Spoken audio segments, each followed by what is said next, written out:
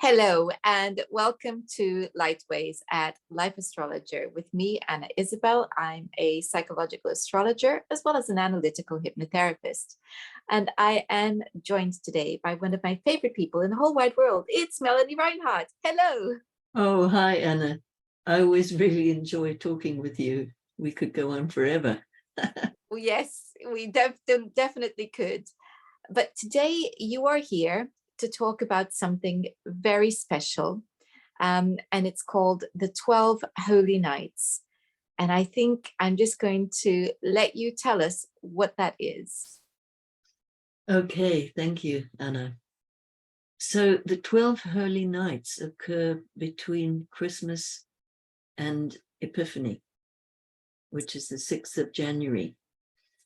And there's an astrological retreat process, which I've done every year for the last, it's now 20 years, without fail, that fits very beautifully into that. And basically, it's a 12-day process, 12 days and holy nights, with a day tacked on the beginning and the end. So the pre-day is when you would do the preparation. And I'll talk in more detail about, what that would actually mean. And then the post-day at the end is a kind of re-entry into the world, and just a general time to reflect and get ready to re-enter your life in whatever way you need to. And to describe it very briefly first, you study one sign of the zodiac every day for 12 days. And the traditional way to do this is that you start with Capricorn.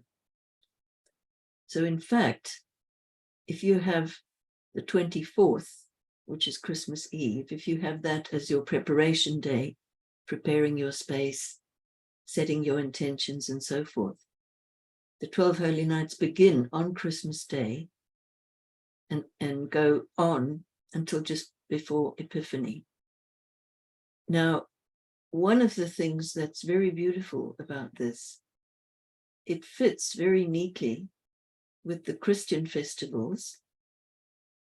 And in the Jewish calendar, it's usually always preceded by Hanukkah. And even there are Buddhist festivals amongst that span of days. But it's not restricted to any one religion, because the symbolism that it rides on has to do with the solar system, in particular, the sun and the earth, and of course, the zodiac. So just to say that not only can anybody do this, whatever religion they may be belonging to, or indeed none, because it has a wonderful universal symbolism built right into it. So let me try and explain that. So every year, somewhere around January the 4th, 3rd, 2nd, beginning of January, so just before Epiphany, what happens for everybody across the whole earth, this is not hemisphere related, right? Is that the earth reaches its perihelion, meaning very simply, the closest point to the sun that it reaches in its orbit around the sun.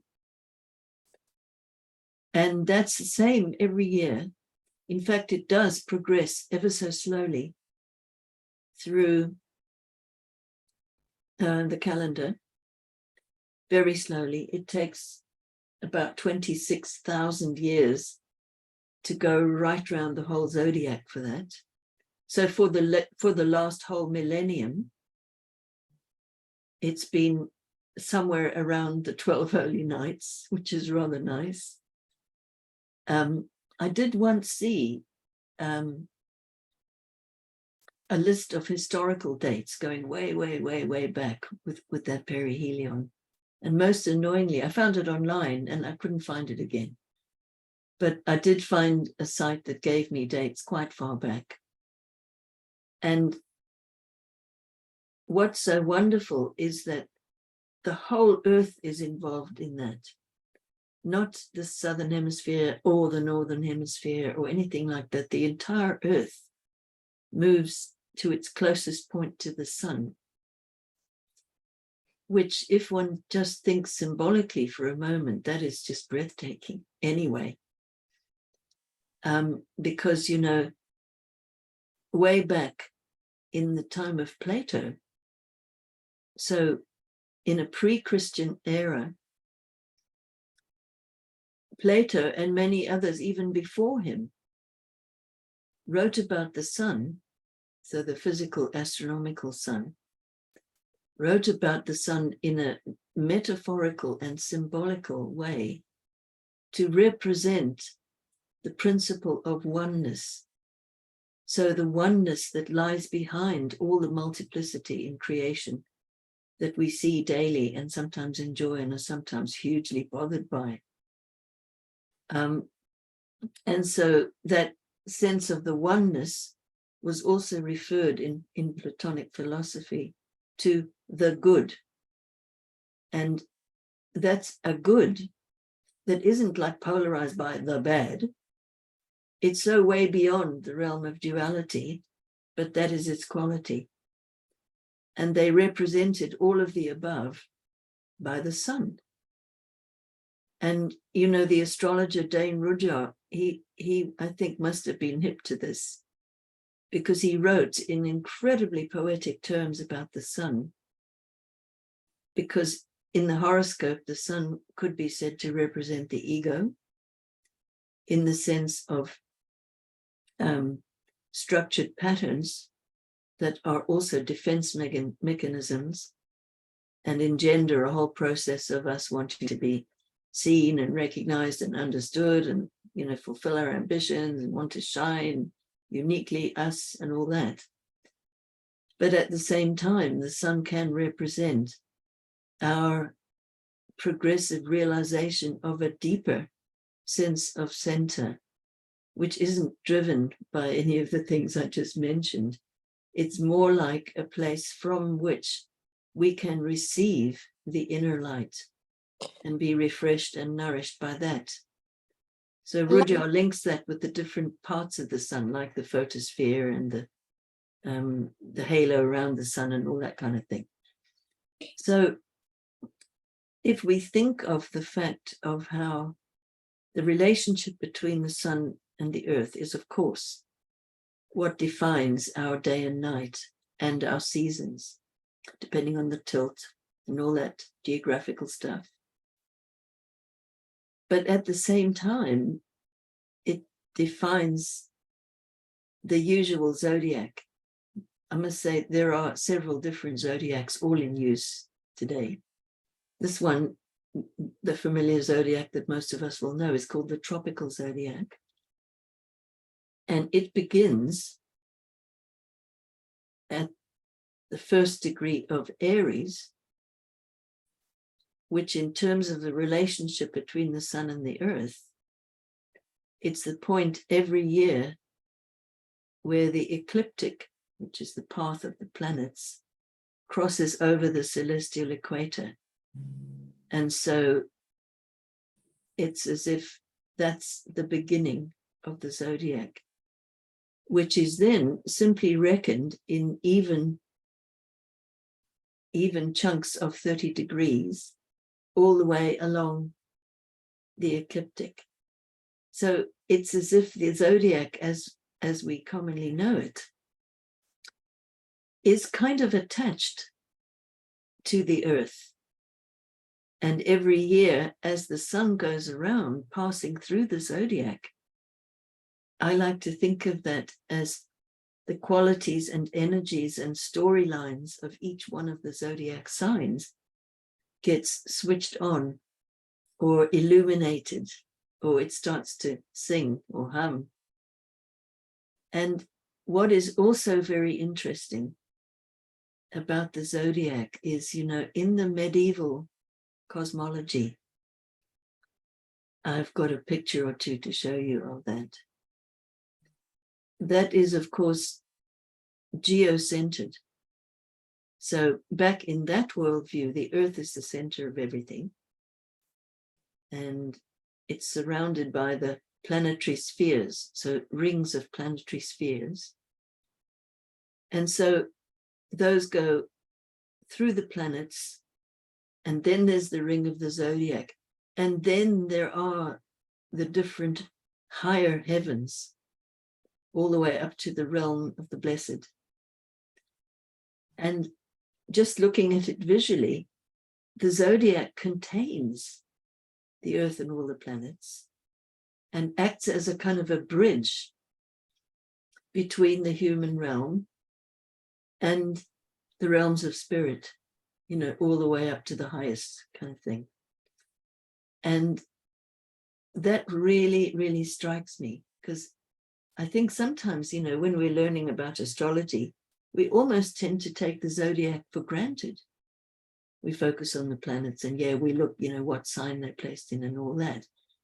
But to me, seeing this visual of how the zodiac actually surrounds the Earth, it just always really touches me, because it's like a kind of an aura or an aurora around the Earth, which is a kind of place of the transmission of energies, and also the protection and the cocooning of us safely here on Earth.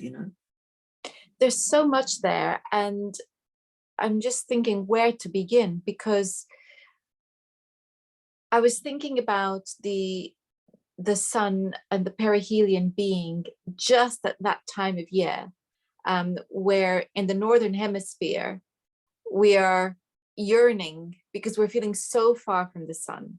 Yes. So to know that, yes, but you know what, this is the closest we are to the sun, is somehow makes you feel everything that the Christmas celebration is about light and the connection with light, and that the solstice is about the fact that we're returning back to the sun, because the sun's going to be coming back towards us now. Yes.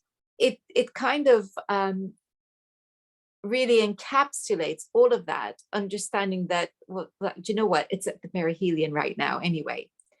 Then there's the idea of contemplation at this time of year, which seems to me to be very apt, coming just on the back of the winter solstice. So Capricorn invites contemplation. Yes. Then there's Capricorn itself, which is not a goat, it's a Capricorn. It's got a fish's tail, so it has links with water. And then, as you were talking about the zodiac itself, for me, the zodiac is so beautiful, because within those images are the archetypes for all of human experience.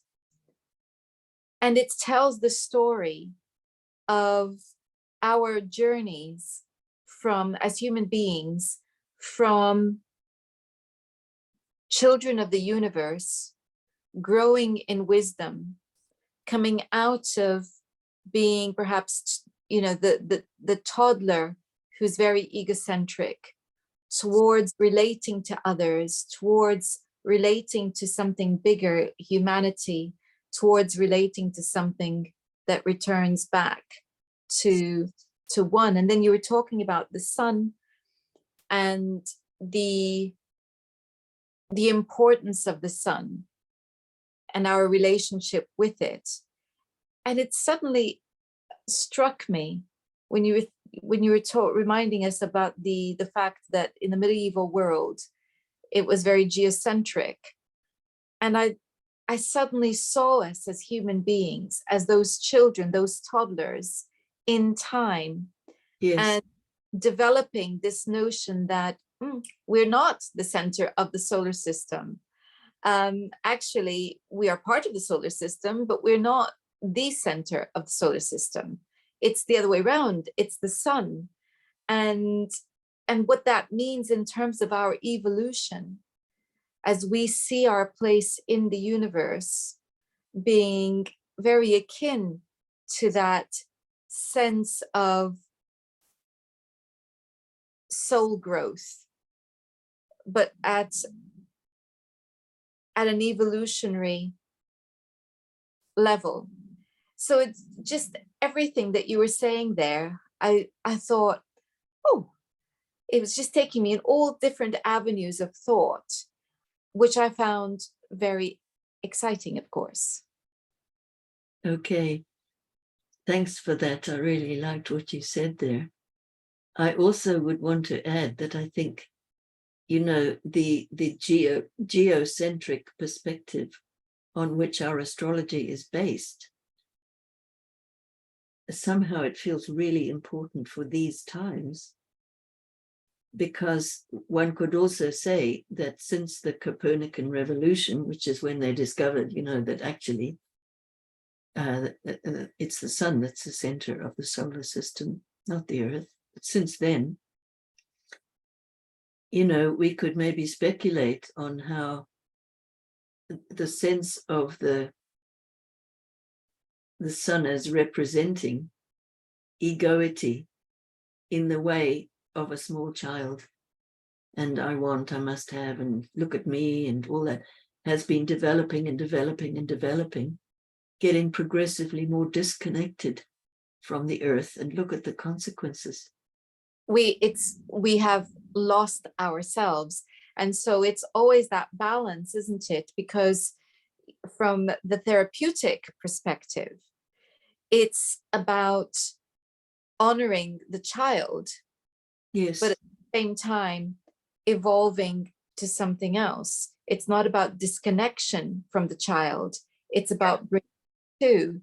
And I think there's something very important here, because our disconnection from the planet, or from nature, really, is what we're saying, is a disconnection from ourselves. exactly. And is ultimately a self-denial. And it's a self-denial at a physical level, but most importantly, it's a self-denial at a soul level. Yeah. Because the point at which we lose the sense that the child is sacred, that nature is sacred, is the point at which we stop valuing life itself. Yeah. Then life is cheap. And if life is cheap, then everything is a commodity. And here is where we are on the brink of ruin in many, many different ways. So coming back to seeing the sun as the source of life and light, and the very flame that Prometheus brought down to us, that gave us that spark of divinity. If we allow that spark to go out within us, then we are in effect disconnecting ourselves from everything. When we extinguish that light, we are disconnecting from ourselves as children of the universe, as children of divinity, as children of nature. And then we are losing the beauty of what is sacred in nature as well. And that's it. That is akin to death. It's like Prometheus never gave us that spark to begin with. And so here we are. So the Zodiac for me is about that relationship with the divine, because it comes from the relationship with the sun and the seasons and everything that we experience on this planet. but it's also the different stages of our development. Yeah. The trick of getting to Pisces is not to look at Aries in disdain, because that's not a successful journey through the different signs. Yeah. It's getting to Pisces and seeing the beauty of the entire zodiac, and then ready to be born again, Yes. with that accumulated wisdom and going again. Yes. So I love that you're doing this. I think it's so beautiful, and I just wondered that I hadn't come across it before. Okay. It's an overdue discovery, this, Melanie. Okay.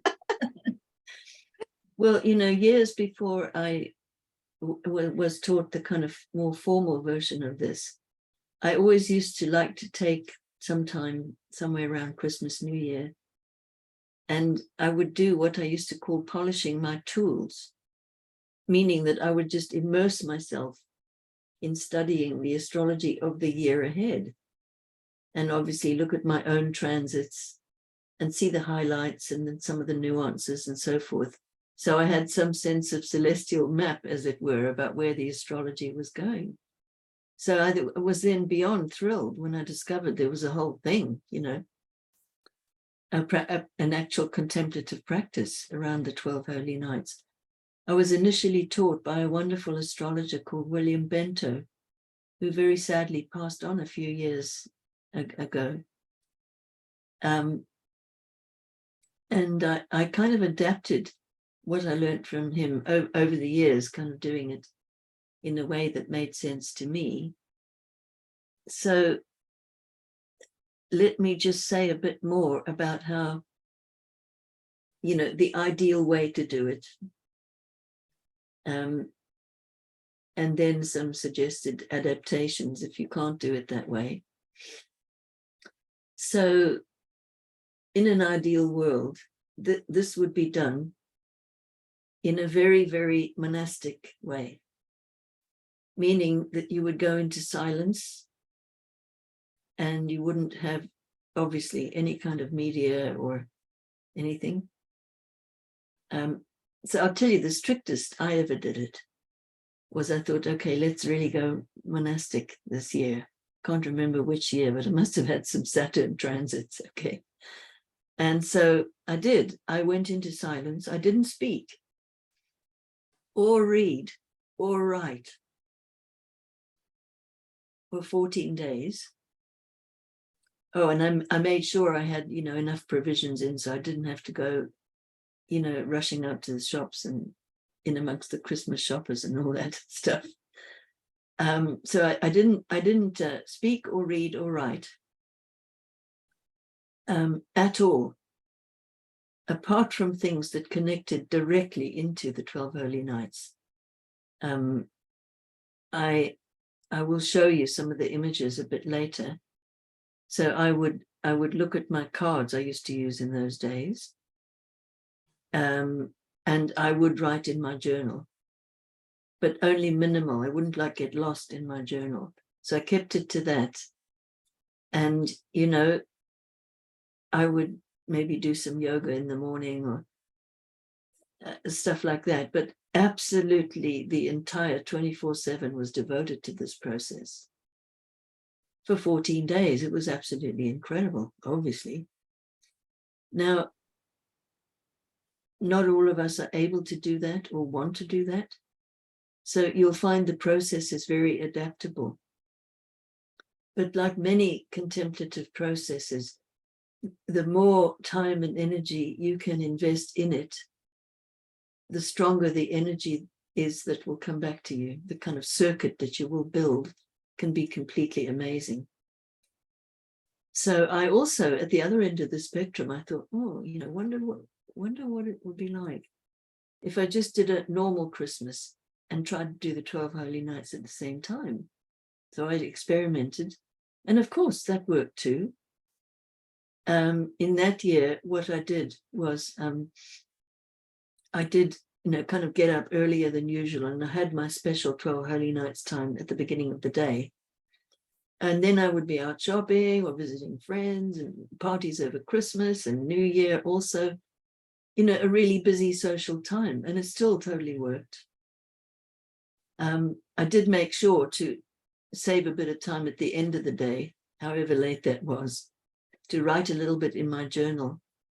Because one of the things that happened, which was a delightful, I was going to say surprise, in a way, it wasn't a surprise. It was just like, oh, well, of course, is that even if you don't do 24/7, 100% focus, if you stay observant, you'll notice that little kind of events happen that you didn't set up, you had no direct control over, but my God, you start to see the zodiac kind of working or expressing itself all over the place. Very, very exciting. And I've actually got one little example of that with a tiny video that I hope to show you shortly. So, and obviously there is everything in between.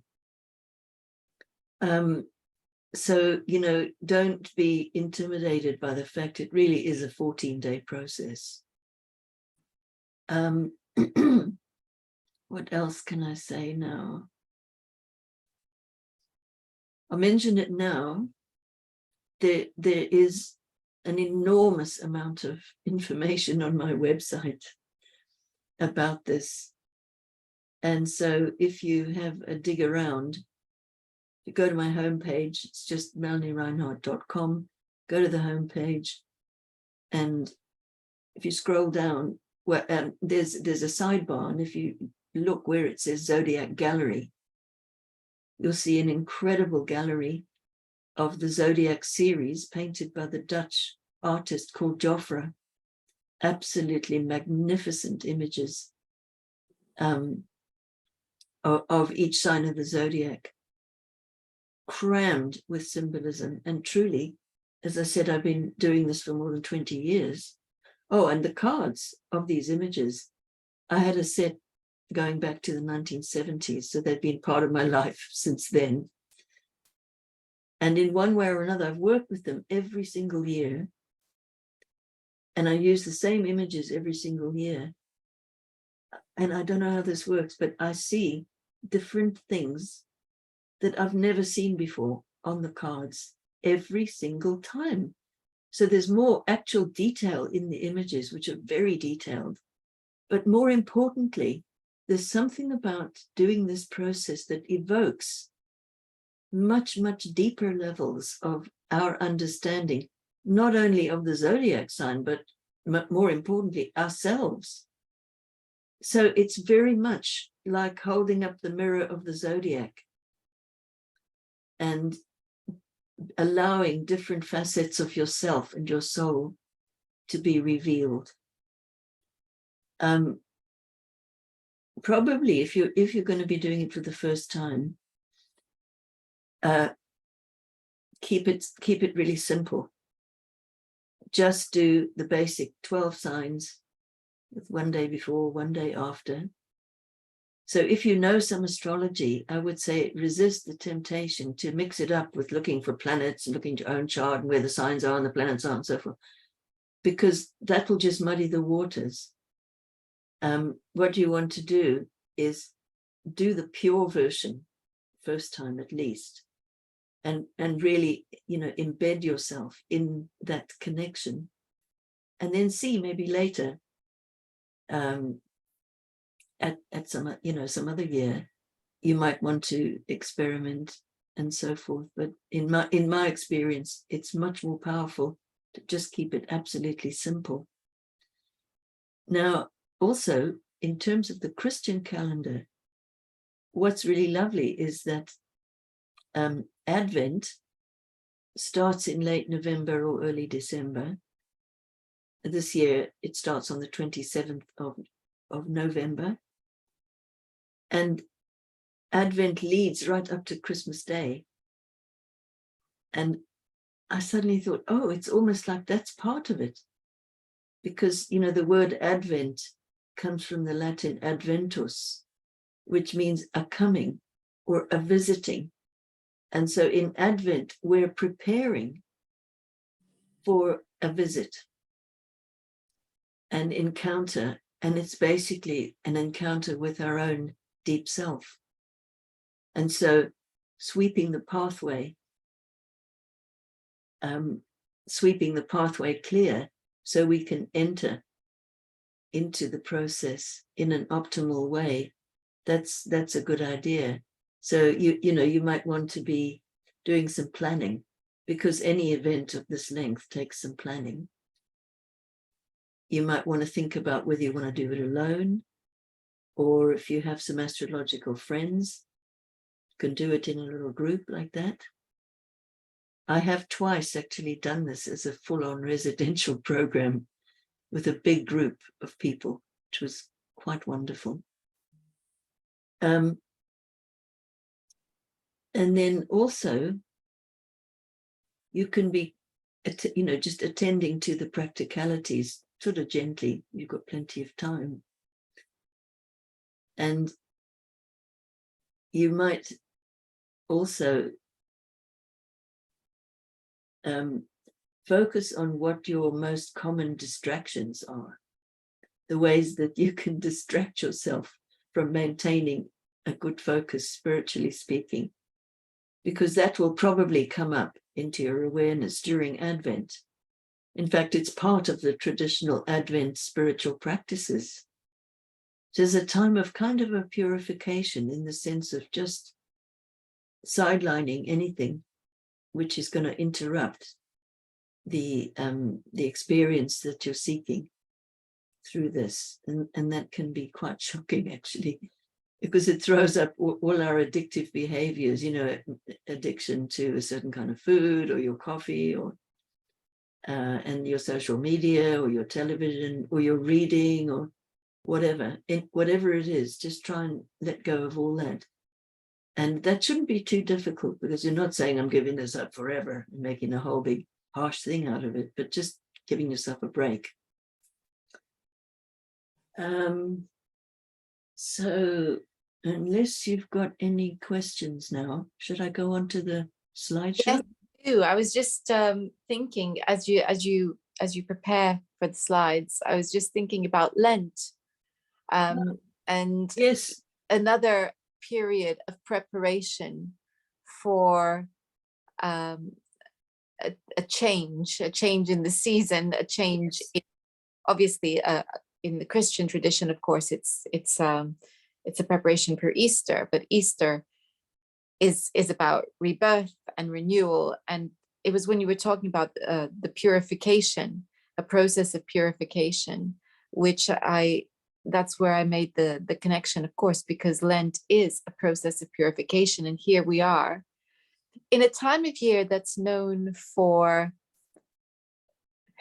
is not known for purification, if we can put it that way.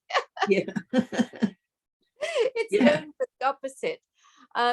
But it's giving us another meaning that goes beyond the usual celebrations and the general. I suppose, in a sense, it's that approach to Christmas, and Christmas itself is more akin to the spirit of Sagittarius.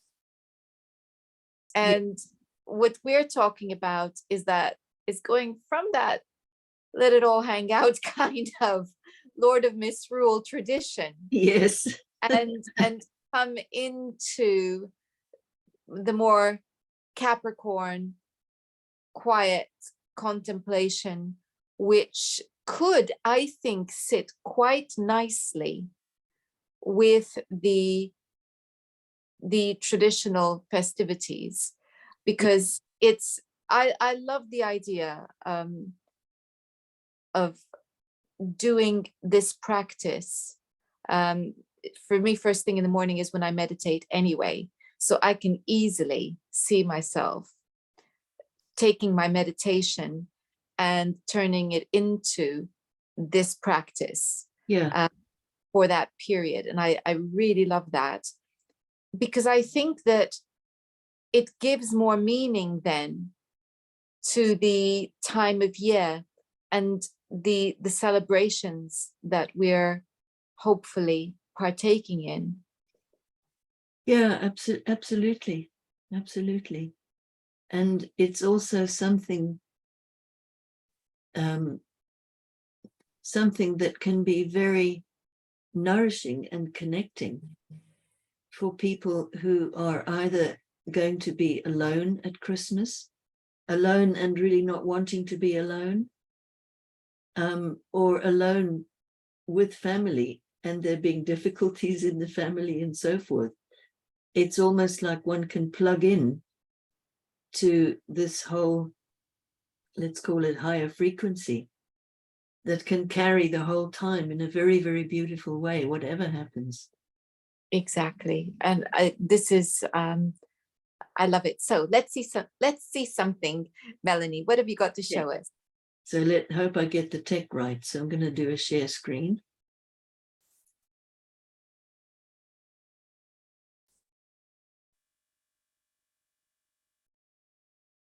And just,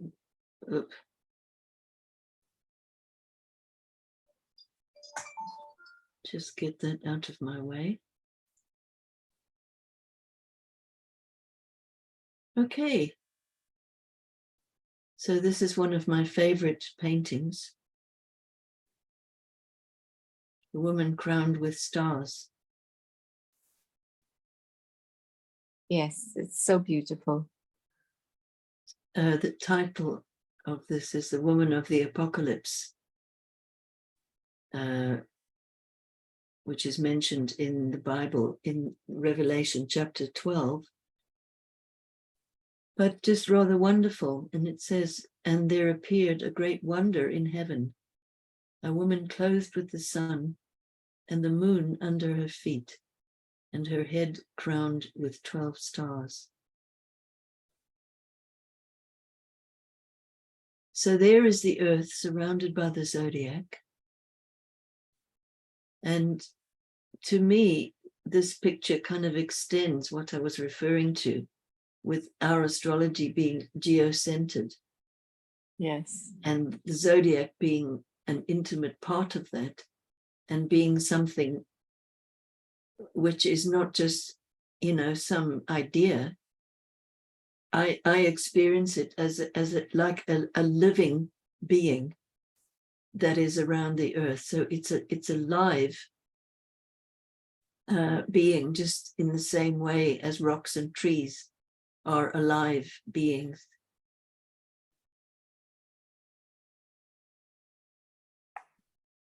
This I love, and I found this on Wikipedia, and the whole section has been removed. I was going to say, don't ask me to explain the theory of everything, but that was the section I found it under. So beautiful. That's the geometry of the 12-fold surrounding the point in the center. So in this diagram, you can think of it as, well, it's like the earth is in there. And so all this totally fabulous geometry, we could say, is passing through us all the time, because we live on earth. We live in the center of this particular system. And you could just imagine every line being an energy line.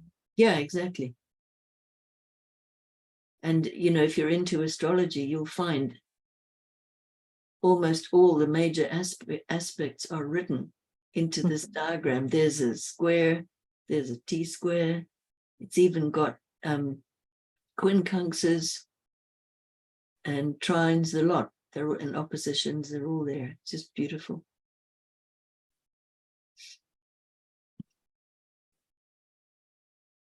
Here's the diagram I was referring to. This is the medieval cosmology. There's the Earth. Here are the rings relating to all the planets. And they are arranged in order of distance from the Earth, as it was seen back then. So here you can see there's the zodiac ring. And the next one is the crystalline heaven, the first movable or primum mobile, or the imperial heaven, the habitation, lovely habitation of the blessed. So you can see the very important location of the zodiac in terms of, let's say, energy of future incarnation moving towards being grounded on the earth plane. And it's the ring of the zodiac where all of the human characteristics and qualities are depicted. And, then come the planets further in. It's just absolutely brilliant. I love that. I love that thought of the soul coming down and going through the zodiac, acquiring its new form and incarnation. Yeah, that's how I like to see it. Now, as I mentioned, there's loads of information on my website. If you go to the sidebar on the home page and look at the Zodiac Gallery, there are also these same links are just below all of the pictures. I've also uploaded this whole presentation. If any of you want to just have the images to jog your memory, that's the download link. I'll place these in the description box as well. Perfect, thank you. So there is the screenshot of the Zodiac Gallery page. You can see the astounding amount of detail in each one of these images.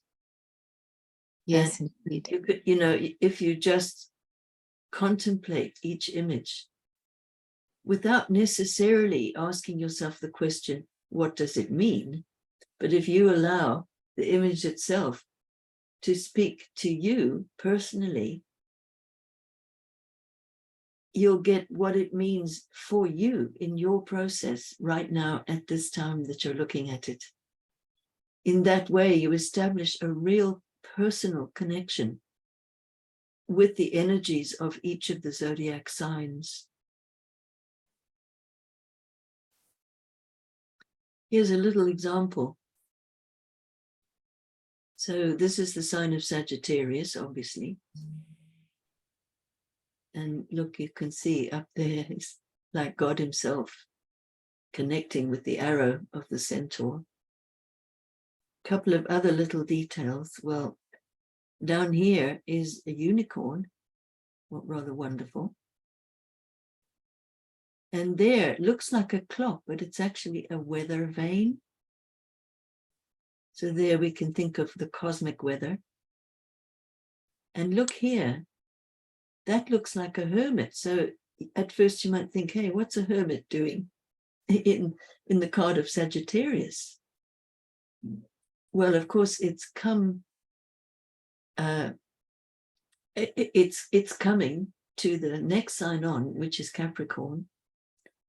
And it's almost like a picture of the wisdom and faith and hope and all these good Sagittarian qualities, but taken within at an inner level. So you don't have to go anywhere or do anything in order to feel the essence of the Sagittarian energy. It's almost like the pinnacle of the energy going out into the world, to the horizon. Grass is greener, the aspirations, etc. And then the little hermit sort of reminds us, well, hey, actually, all these riches lie within. Indeed. And with Sagittarius, it is that quest for wisdom as well. Totally. See, look at the detail. There's the horn of the unicorn, the mythical beast. And the weather vane, it involves the 4 directions. Exactly. And in fact, that one is drawn where it kind of bifurcates the 4 directions. Yes. Which also imply, in terms of the Celtic calendar, that implies, the 4 in-between points, the 4 sacred Celtic festivals. Yes. So there's our little hermit carrying the light, no less. So Sagittarius often brings a lot of light in terms of their expansiveness and personality and generosity. And they're also intensely seeking the light. And here, this little hermit carries the light. So there's a big transformation implied by this card and a lot to contemplate there. Just one small example. So back to the practicals. This is just a summary of what I've already spoken about. You can spend Advent planning ahead as to how you might do the 12 Holy Nights if you feel like doing that. And just decide what's possible and appropriate for your particular life circumstance. And then begin to get your space ready and let yourself mull over what intentions you might bring. See, if you start with Capricorn, you're going to end with Sagittarius. And that's like going from the past to the future.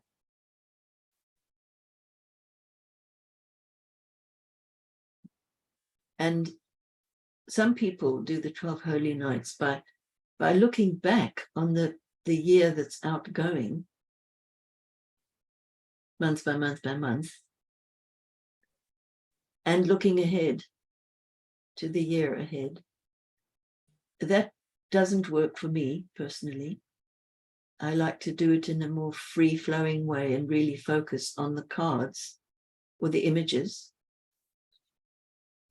So that's for the general ahead time. And then when it actually starts, best to enter each little session with a sort of ritualize the opening. So sit down or sit at your desk, wherever you're going to do it, and center yourself and breathe and become quiet. Through body awareness is a very simple way to do that. And just, you can imagine, if you like, that you're entering into the stream of what will be revealed to you through the Zodiac. And then ask for blessing and protection. Listen, notice what's going on within you and around you. Now, this is a little prayer that was given to a friend of mine one time when I did this as a residential group. And she was given this little blessing and prayer. The Great Round, of course, fits with the Zodiac. Have you ever, when you have been in your contemplations, felt that you were connecting with the essence of ancient astrologers? Yes. Thought you might. Very much so. Because obviously, you know, for a scholar, there's a huge amount of material that one can study about where did the Zodiac come from and when did the images come, and all that's fascinating. But personally, I find that just letting myself sit with the Zodiac as like a living form of energy, that connects me in through the heart and through my personal experience much more deeply than through the intellect. And that's another thing I really love about this, is because astrology can become a very left brain activity in some ways. Yeah, it's a marvelous field for the intellect to play in. Let's put it exactly. But this takes us right into intuition and imagination, and I think the origins as well of astrology. Yes, I think so, because, you know, it does seem that mankind has referred to the sky as an image of a source of wisdom for many, many, many millennia. So long before there were written ephemerises or anything like that. There's some famous examples of that, but yes, I totally agree. And going back to just the practicals. So when you enter a daily session, just make sure that you've prepared so that you have easy access to your journal or perhaps a recording device. If your own insights and impressions are flowing too quickly to write it down, consider recording. It's very interesting if you do this every year to look back and see, wow, what happened last time I did, be it Aries or Gemini or whatever it is. It's like a whole development goes on. You can, of course, also use the glyphs for the Zodiac. And on my website, there's a page which you could print if you want to have them on little cards so you can focus on one at a time. So when you're working with the card, there you can be endlessly creative. Would suggest that you start in a frame of mind that's quiet and contemplative.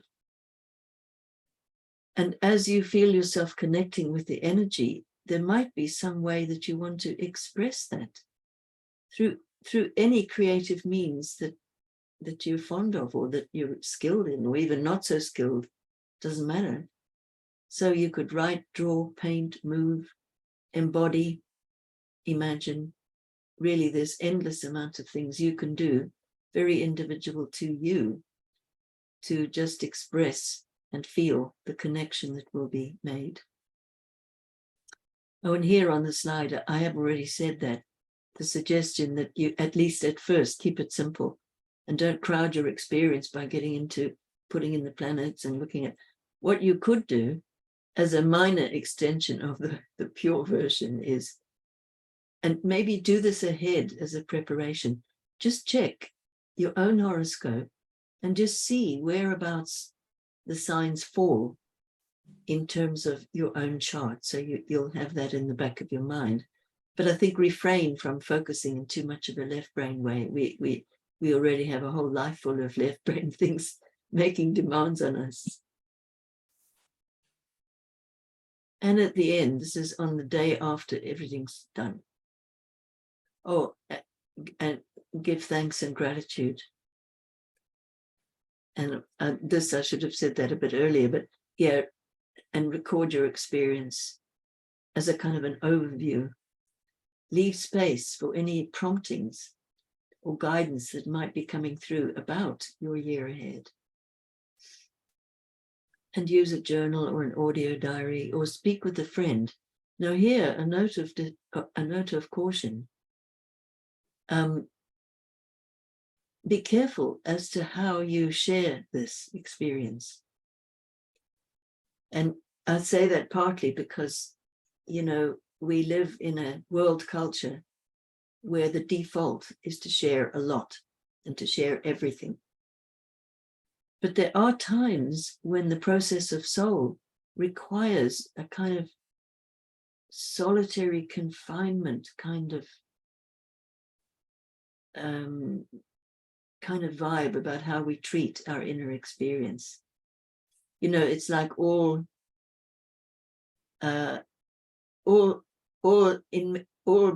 animals and plants, maybe not all, but most of them grow in the dark.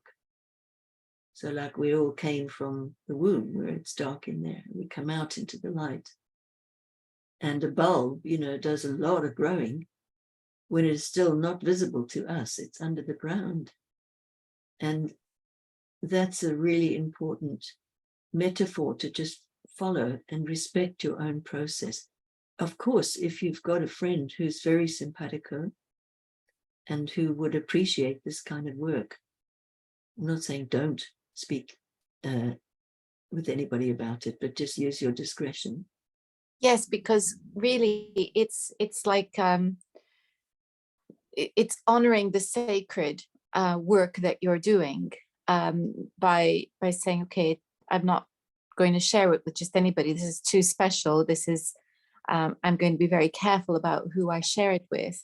But you could also look at it as an incubation period, and Yes, exactly. a period in which you're processing something that you're not quite ready to birth yet. Yes, The birthing is the point at which you share with the world, but it were perhaps not there yet. It's you certainly need to go through that process, those 12 nights of processing everything yes, before ready to birth, and you have no idea yet what is going to come from this experience until you go through the process and you're finished. exactly. And on that subject also, just to mention that every year, usually on the weekend immediately after the 12 nights are finished, I offer a small kind of check-in program whereby anyone who's actually done the whole thing and would like to share and discuss with others who've also been doing the same, welcome to sign up for. I do that group every year, and it's often very wonderful because sometimes people, bring their magnificent paintings that they've done, or they read the poems they've written, or just share what kind of experience came up for them. So you'll find the details of how to sign up if that's of interest. You'll find that on my website. Okay. This is also on my website, so you can print the page and cut them out if you want to focus on just the glyphs. I remember one year there was a lady on the check-in group who'd only done the glyphs. She hadn't looked at the cards. She was feeling a little fragile, and she found the cards too full of detail and found them overwhelming. So she just went back to this. Wonderful. And then another time we had a yoga teacher who was doing the whole thing through the body. Wow. And, yeah, focusing on, it's actually really easy. And shortly we'll see some images of how, back in the ancient past, they related the zodiac signs to parts of the body. That's what medical astrology is based on. So there was a day when all doctors had to be qualified astrologers, because that's how they did their diagnosing. That's how they picked their medicines, their herbs, and so forth. That was all timed astrologically. Things have changed somewhat. Hey, those sacred connections are still there. It's not like that all went away. No, thankfully, there's people can find on this channel one or two practicing astrologer herbalists. Yeah. So that's a wonderful thing that we still have that tradition. Indeed. So here, as you can see, I'm saying, search this phrase on Google Images and you'll get a treasure trove. So the word melathesic comes from the Greek. So melos is a song and theos is a god. So is this the song of the gods, as in the zodiac being like the song of the gods, or a godly song? Leave it up to you to play with that etymology. Here's a very, very, very famous image of just that. And you'll find this picture also on Wikipedia. And if you take the time to look at the detail, the little images are absolutely charming. The one that is, look, well, they're all wonderful. Look, there's a bull, the Taurian bull is behind the neck of the lady. And actually, we've got the twins, one twin, two twin, on the shoulders. Shoulders and arms are associated with Gemini. And there's a magnificent winged horse here. there's our centaur, Sagittarius, the thighs. And look, standing on the fish. Just beautiful. This image is also extraordinary in terms of its geometry. Look at that. Yes. So this image is called the Vesica Piscis. It's like the symbol of the sign of Pisces. And that's always the feet.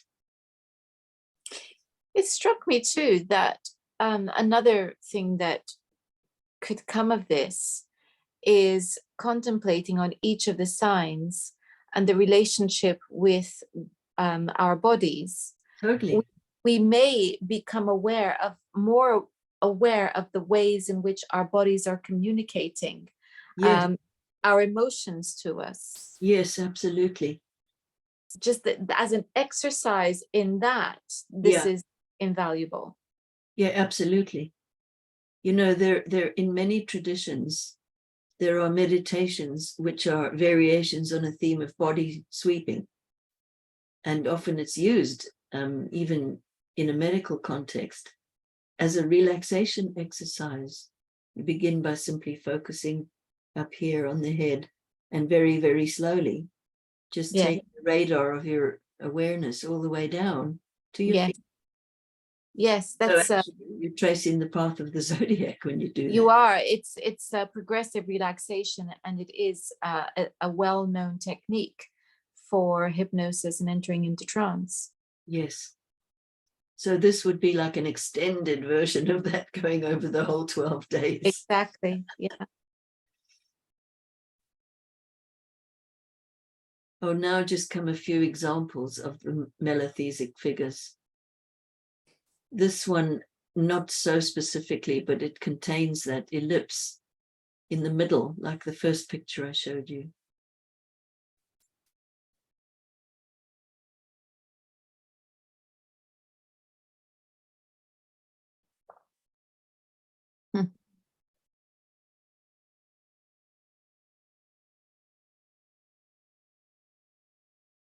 It strikes me looking at these images, how much time I've spent looking at images, that so many of these seem familiar to me.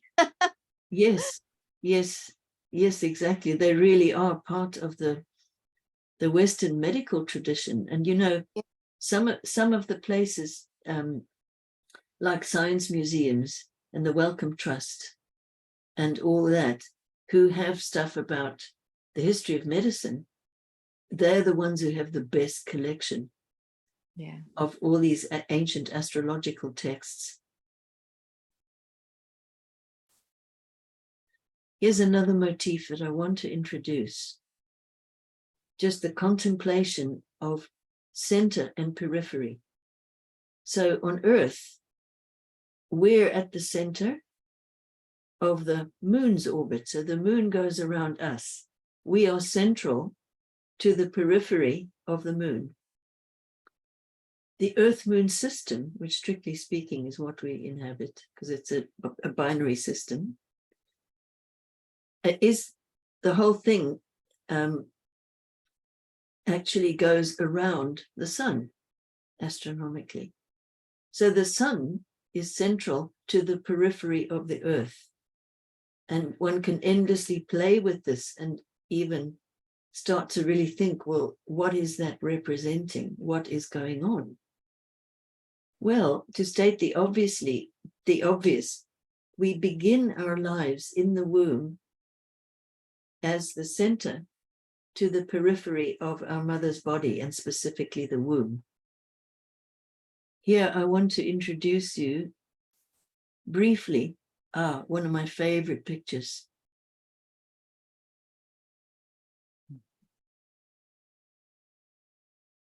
There, the little fetus, little baby in the womb. And here, the womb is representing the zodiac. And again, the parts of the body. I want to briefly introduce the work of Francis J. Mott. Absolutely fascinating. All his work is built on the exploration of this theme of center and periphery. And he goes into great detail, showing how once a baby is born, So in other words, it's lost its container or periphery. The sense of being at the center, surrounded by a periphery, which all being well is a benign periphery. So being born means you lose that. So an incredible trauma, actually. So then very wise and compassionate, immediate aftercare after birth really takes the form of configuring around the baby another holding periphery, another container. That takes place through the gaze of the mother and the baby, through physical holding, all kinds of things. And that can also be interrupted and cause real difficulties later in life. It's also true that this process of configuring the center and the periphery, it actually migrates through all the organs of the body. And so, you know, the eyes of the baby can be connecting with the mother's eyes. That's one version of it. But this also takes place within the body, like the mouth can be central to the stomach. And I won't go into more detail, but that's what this guy's work is about. And he also shows how this motif can be seen in many or most of the major well-known stories of legend and fairy tales and mythology. If you just analyze the above, looking through this particular lens, you will really earn a lot. So really what he's pointing out is that these stories are often a human's psychological and psychic way of taking oneself through that birth process again, to mend something, to restore a connection, etc. It's just absolutely beautiful work. And, you know, for those of you who know about my work on the centaurs, the small minor planets that are in the same category as Chiron, a lot of what I learned came from the work of Mott. I was reading him at the same time I was studying the centaurs, and wow, amazing. It also makes me think about focus and where we put our focus. We put our focus on what, by putting our focus onto something, we are making it central. Yes. And by attracting things to us, we are making ourselves central. Yes. And I had a discussion once about the relationship of the whole theme of center and periphery to the phenomenon of watching a lot of screen stuff. So when we do that, we're making whatever's going on the screen central to our peripheral passiveness as we watch. Yes. That's something to think about. In Mott's work, he also highlights the importance in this symbolic theme, the importance of the umbilical cord, because in the womb, it's the umbilical cord which connects the womb, specifically the placenta, and the baby. Yes. So here, yes, I've already spoken about the relationship between Earth, Moon, and Sun in terms of center and periphery. He takes it very far and points out how this pattern, center and periphery, exists at every level from the atomic to the galactic. Really astounding.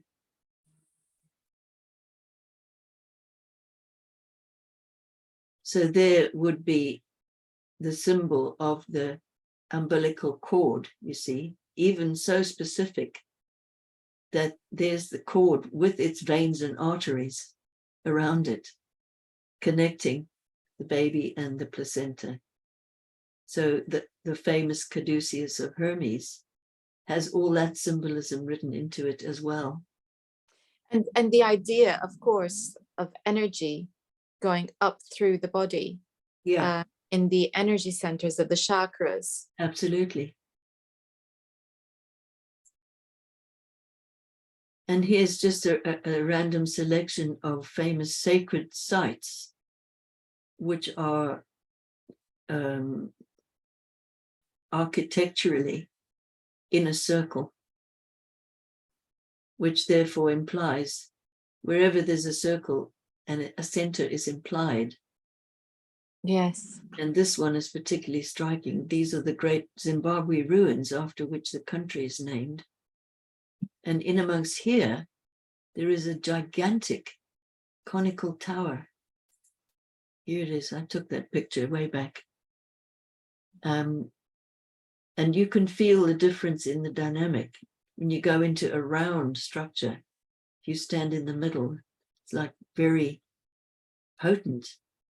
The energy exchange between, the edges of whatever circle you're standing in and where you are. And as we contemplate the zodiac, of course, we're absolutely doing that. And the sound bounces around when you're around. And so there's the idea of energy being contained too. Yes, absolutely. Is another center and periphery. So this is our solar system going through space. So we think of it as, because we've seen pictures of it, it's like flat and it's not going anywhere or doing anything. But in fact, it's hurtling through space at the velocity of 7,000 miles an hour.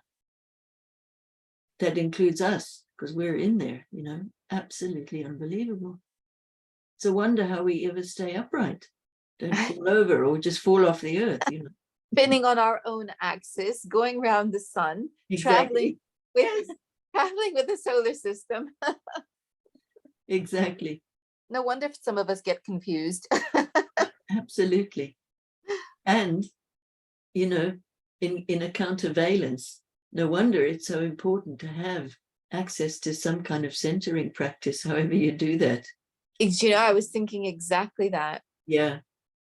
And of course, well, to me, that looks like both an umbilical cord. If you see what an umbilical cord looks like, it's a single cord, but with the veins and arteries winding around it, just like the caduceus. And here, this is the map of the movement of the solar system through space, for goodness sake. It's also, of course, looks just like a double helix. Yes. So as I go through these images, we could spend ages discussing and making connections. So I'm just whipping through these. Here, of course, is an image of the famous labyrinth in Chartres Cathedral. First time I went there, so this part of the labyrinth sort of faces the door when you come in, and it's kind of the first thing that really draws your attention. And I found that so extraordinary because it's almost as if being as this whole design is one that evokes healing and brings a sense of balance. And it is therefore a kind of image of a purification. That's the first thing you meet when you walk into Chartres Cathedral. Before you go anywhere else, you have to either walk round or through this labyrinth. And when I walked in there, I could feel it as I walked. I could feel the energy in my brain, Yes. Absolutely amazing. And also this image in the center. Now look at this. There it is. So there used to be a copper plaque in there depicting Theseus overcoming the Minotaur. It got taken off, and the copper apparently melted down and made into bullets in some revolution or another. The mind boggles. But anyway, yes, somewhat sacrilegious that. Sorry? Seems somewhat sacrilegious. Yeah, absolutely. But here's the same rosette with a blastocyst inset. So this is the human the human being at 3 days after conception and before implantation. This is what stem cells are. Mhm. Absolutely amazing. So this little blastocyst has to get implanted in the womb, otherwise it won't survive. So there's the, in embryonic form, there's the center and periphery again.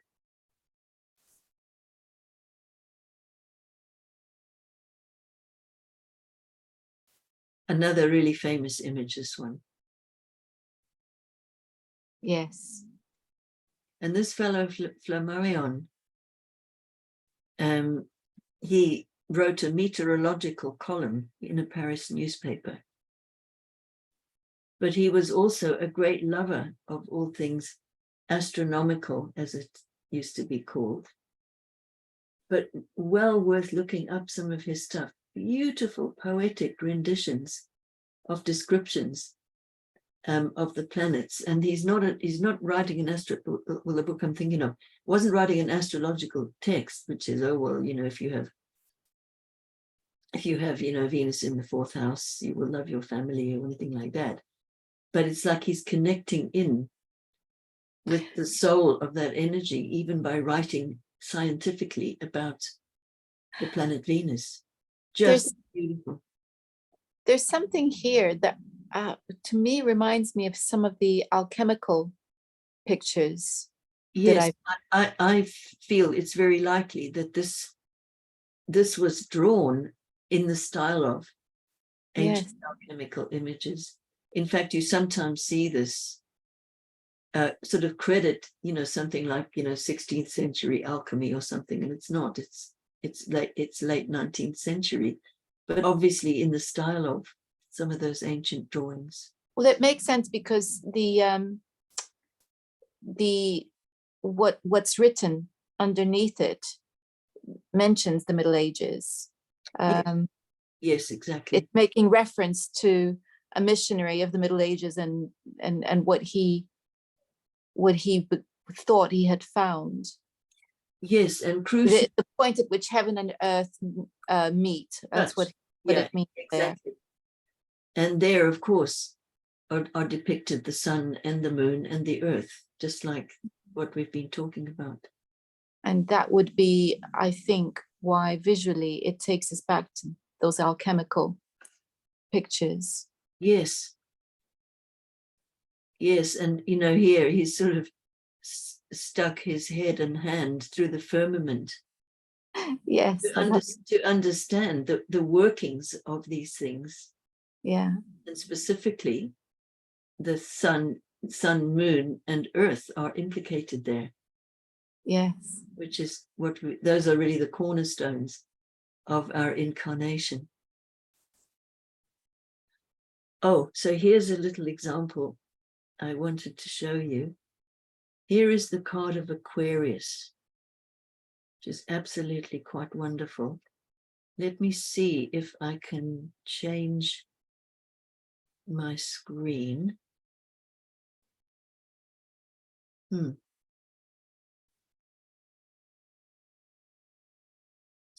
I've done it. So this is a big image now of the same picture. And this is on that Zodiac gallery where the 12 little images sit. If you click on each one of those thumbnails, it opens into a page where there's a much bigger version of the same image. And if you wanted to, you know, focus on them for your contemplation, these are high res enough for you to download and have a really good image for that. Beautiful, beautiful little symbols. Do you see there? That's a little man, it's a little pilgrim walking, as it were, from the jaws of death to the mountain of eternal light. So extraordinary. And here, to me, these look like dendrites, part of the nervous system. It also reminds me of what are called actually astrocytes, which are particular cells inside the brain. So the brain has astrocytes all in it, and they used to think that they were only lining the brain, but now I believe that they've seen these astrocytes all over in the brain. But still, there's a kind of center and periphery, center of the brain and the skull, and so forth. And here, there are 7 lotuses, and all this flowing liquid, it's like plasma, which we now know kind of flows throughout the universe. Specifically here, these are like the original image of the menorah, which is the tree of life candelabra image, which belongs to Hanukkah in the Jewish tradition, which this year backs exactly up onto the 12 Holy Nights. And they're lotuses, which is so interesting because, as you probably know, a lotus is a flower that typically grows only in really swampy places, sometimes in seriously stinky, swampy places, and puts up this glorious, delicate flower. And there you see is the symbol of Aquarius. And this is what the leaves look like. So I've got something to show you of that. But look, here's a couple of examples. Look, I'll just scroll down quickly. Look at all the poetry. If you want to learn about Aquarius, I tell you, read this poetry, or even better, write your own, you know. Here is Sophie Chennaud. Beyond the 12-night practice, it strikes me, I was just thinking of a course which I've been running called Working with the Gods, in which I'm inviting my students to engage with the planetary energies as they are experiencing them through transits. And it strikes me that this could be a practice that has bits of it borrowed for absolutely. Understanding transits. Yeah. As we're engaging with them, particularly that first hit of the planetary energy, as we're trying to understand what it means. Yeah, exactly. Now, in terms of all the poetry, as you can see, there's pages and pages of it. And that's the same for each one of those little icons on the page. So there's a little exercise, which is actually, it's written up amongst all the information that you'll find online, but there's so much of it, I'll just say it now to draw your attention to it. When I've done this in a live workshop, live group, which I have done numerous times, I always offer a little exercise, which we won't do now, but you can do this totally on your own. And this is specifically to work with the Jofra cards, but of course it could be adapted for anything, is you contemplate, you look, you prepare yourself, of course, before to be relaxed, open and focused. And then you spend some time looking at the image. And here you do need some writing paper and a pen. And so the little formula is you write down single words only. So no whole long description, I mean, just single word, just let them arise as you look at it. And then it's really fun to do this in a group, because I never tell people you're going to write a poem. I never tell them where the exercise is going, but I just give it bit by bit. And I say, okay, and I also time it. You can do that with yourself or not, as you feel. So when that stage is complete, you'll have a whole list, whole collection of words, single words only, that relate to what you've just been contemplating. And then comes the thing, now you're going to write a poem. And when I do it in a group, I say, you have 5 minutes. And people go, oh my God. And that's why I don't tell them ahead. I say, okay, you have 5 minutes. And in 5 minutes, people write these absolutely luminous things, you know. And the challenge there is to not add, is to use all of the words and to not add any words. Of course, you might have to add things like and then or but you can do it without that. In fact, I think the first one, no, I did add a few in there, but it is sometimes the words just come out in a poem and you didn't even know that you were going to be writing a poem, or that was the instructions to come. So they just come out, boom, just in a poem. And it's a really fun thing to do. And yes, of course, that way of building on a contemplation can be adapted to learning about many, many things, you know. Well, Melanie, you are inspiring me, and I hope everyone who is watching to engage with this and discover more about our relationship with each of these signs and see where it leads, because I think this is something that is certainly a welcome practice for a time of year that most definitely invites contemplation. It's winter is quiet. It's about being quiet. Yeah. It's about going within. And the time of year, Capricorn, more than any other time, invites that. So I so much for introducing also, this. Just while I think of it, to say, sometimes people ask, you know, can you do this sequence at any time of year? To, you know, as a learning device for focusing in on the zodiac. And so then I would always respond, well, of course you can do it anytime you want, but has to be said that there's something about the earth coming to perihelion, coming that close into the sun. And then, of course, well, particularly in the northern hemisphere, this sense of drawing in as the light diminishes. You don't really get that buzz any other time. I mean, it's like what occurred to me was, you know, hot cross buns available all time of the year. That's right.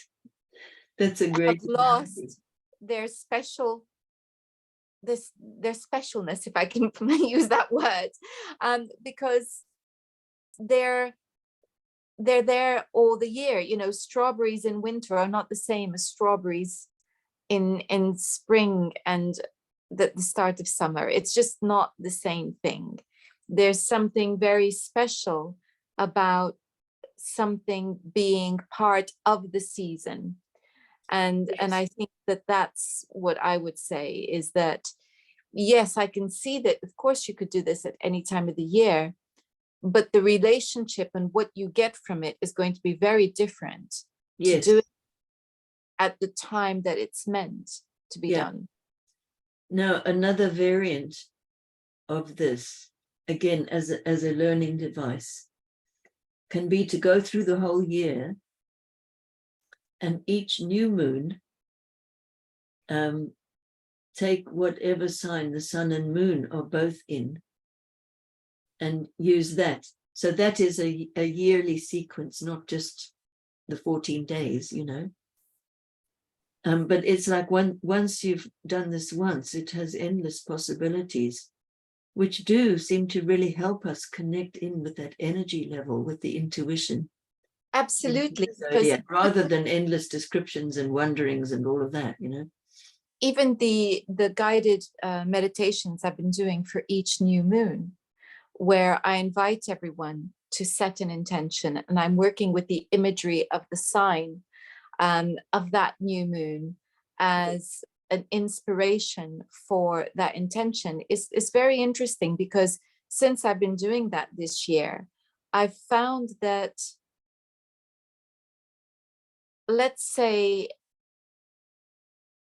the universe has met me as regards my intention. I set this intention, I send it out there, forget about it, and then find that it's manifesting itself through Yes. interactions and experiences that are Absolutely. beyond my control. I did not orchestrate them, but they happen. And I Exactly. found that to be very, very interesting, very powerful. Yes.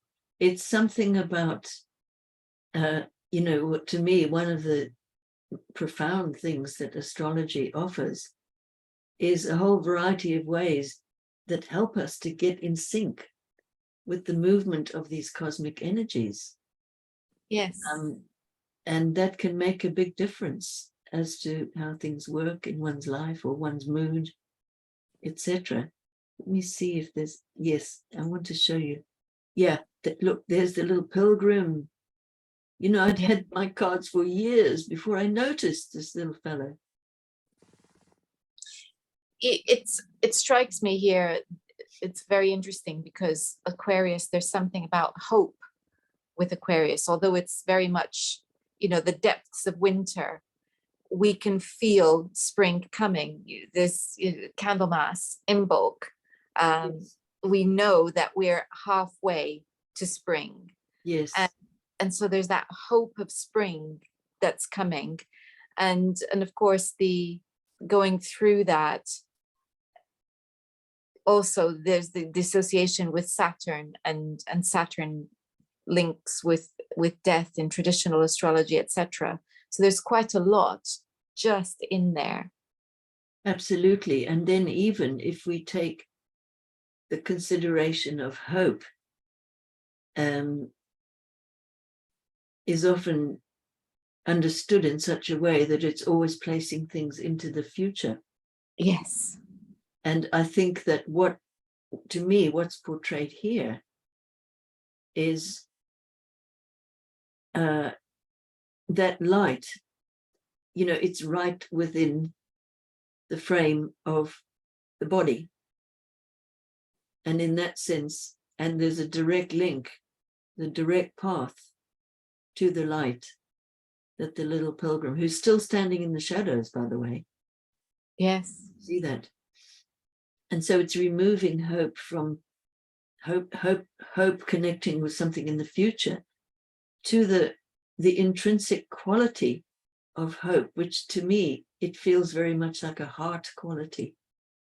It is. And I think hope has to be linked with the future, because it's about meeting the unknown with a positive frame of mind, believing that walking into the unknown, no harm will come to us. Something good will happen as we step into the unknown, because that's what the future is. The future is the unknown. This is why so many people consult us as astrologers, is because they're worried about the future and they want to know that they're going to be okay. And it is our job to help them meet that with hope, even when we can see that this is a bumpy period, that there is hope. When is this going to end? They want to know. Yeah. Well, just following what you just said, I also think of hope in the context of the timeless. So Yes. the future binds us to time, and we're all bound to time because we're still incarnate here. But there is a timeless realm. And in a sense, the nourishment of hope comes from that, not from a guarantee about how things are going to work or not work. And yet the quality is that exactly that open-hearted quality. And referred to. Meditation and contemplation, in that ability to center ourselves, if we can develop that ability, we enter that place of timelessness. Yes. And the centering that takes place, so that we step out of time. And when we step out of time, we gain the detachment we need, so that when we step back into time, it's not so daunting. And therefore, we are touching on hope again. Exactly. So, yes, here's a picture of a lotus. A very similar kind of lotus that's exactly depicted on the card. And finally, oh, same plant sideways on. Now, this is a little video of a metalogue, which happened one time when I was doing the 12 Holy Nights. And this happened on the day of Aquarius. So the word metalogue means that which we are speaking about is also arising. So don't be surprised if you get lots of metalogues of the signs if you go through the 12 Holy Nights. But this one utterly charmed me and blew my mind. So you can see there's a pond. It's got fish in it. That's the next sign on, of course. But anyway, you know, Aquarius is often called the water bearer and drawn as such, with variations on a theme of an urn of water, a jug of water, or water coming down, etc. Anyway, this is what happened.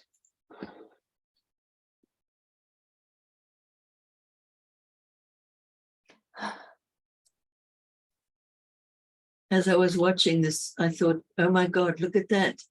It's like the urn gets filled with the celestial waters, or metaphorically, from something as it were above. And when that urn is full, the leaf bends down and dispenses the water, in this case, back into the pond.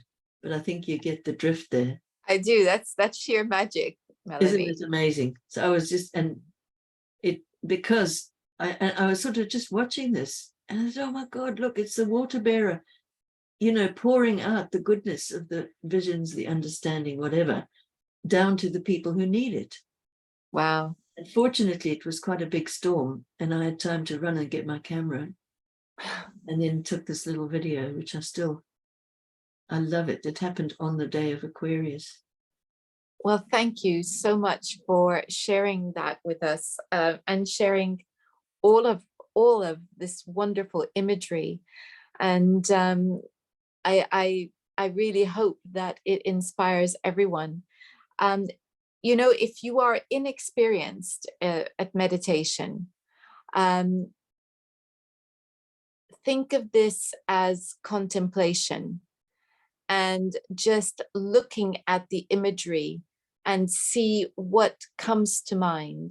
This is not about necessarily closing your eyes, although that, you know, if you're comfortable with that, that's great. But if you're new to this, just look at those pictures and see what comes to mind, and then keep a journal of what comes to mind.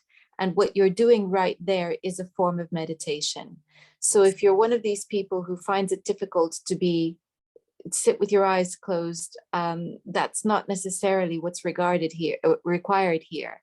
Just, if you want to engage but feel it's a bit daunting, just look at those pictures for a few minutes and see what comes to mind, because that's where the richness lies. So I hope that people are going to be doing that. Thank you so much, Melanie. Oh, you're very welcome. So I can see you're wanting to stop sharing the screens. Yes, I've got it now. Okay, I'm back. What an extraordinary, wonderful journey you have introduced us to. It feels like we've already begun. And so yes, I felt like that this afternoon when I was, you know, preparing the slides and so forth.